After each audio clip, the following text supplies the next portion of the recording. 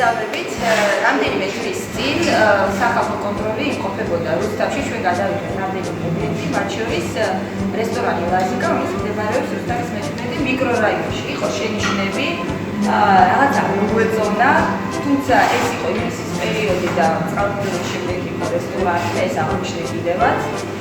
სამზარეულოზე შენიშვნები, რა თქმა უნდა, ადრონდაც ჰქონდა და ასევე სოციალისტების სააგენტოს გავიდა რამდენიმე თვე და რაც მე პირადად ძალიან მესიამოვნა, სულ ვიკავშირდებოდი ხან Facebook-ით, ხან ინტერნეტით რესტორანი ლაზიკიდან, რომ იქნებ კიდევ ერთხელ გამოიაროთ, იქნებ მოხვიდეთ, იქნებ ჩვენ მთლიანად რემონტი გავაკეთოთ, გავანახეთ ჩვენი სამზარეულო სტაფი და იქნებ დააფიქსიროთ.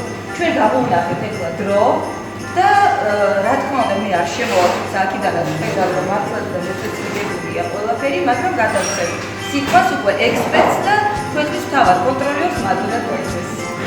ჩვენ ცოტა გამოვედით მუშაობის ფორმატიდან, ეხლა ვისვენებთ, თუმცა ძალიან მალე დავბრუნდებით.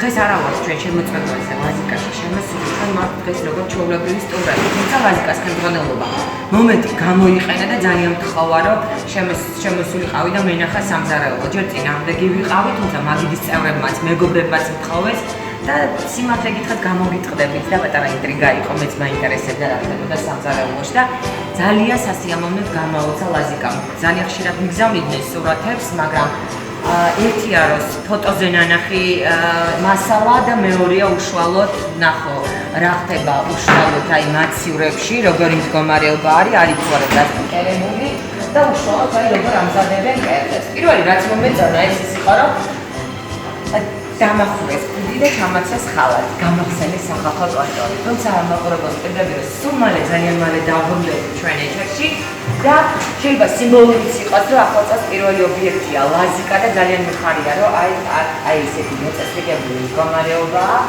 და არის თერმომეტრებიც განთავსებული, რომელიც აკონტროლებს ტემპერატურულ რეჟიმს და აი ნახეთ, აი ამის გარდა არაფერი არ არის, ყველაფერი არის სუფთა და მოწესრიგებული. ეს არის სტრუქტურული ზონა. არის ყველაფერი სუფთა, მოწესრიგებული და მესიამოვნე.